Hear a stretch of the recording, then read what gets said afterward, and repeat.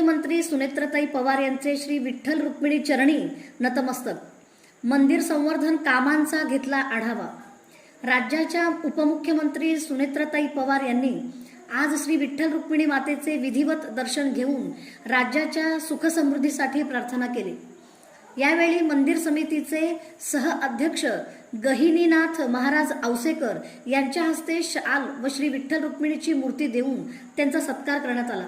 दर्शनानंतर उपमुख्यमंत्री सुनेत्राताई पवार यांनी श्री विठ्ठल रुक्मिणी मंदिर जतन व संवर्धन विकास आराखड्या अंतर्गत सुरू असलेल्या कामांची पाहणी केली. मंदिराच्या जीर्णोद्धारासह सुरू असलेल्या विविध विकास कामांची सविस्तर माहिती त्यांनी संबंधित अधिकाऱ्यांकडून जाणून घेतली.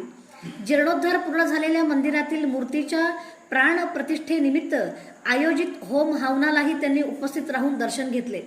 यावेळी आमदार दिलीप वळसे पाटील, नगराध्यक्षा प्रणिती भालके, जिल्हाधिकारी एस कार्तिकेयन, जिल्हा पोलीस अधीक्षक अतुल कुलकर्णी, मंदिर समितीचे पदाधिकारी तसेच विविध विभागांचे वरिष्ठ अधिकारी उपस्थित होते.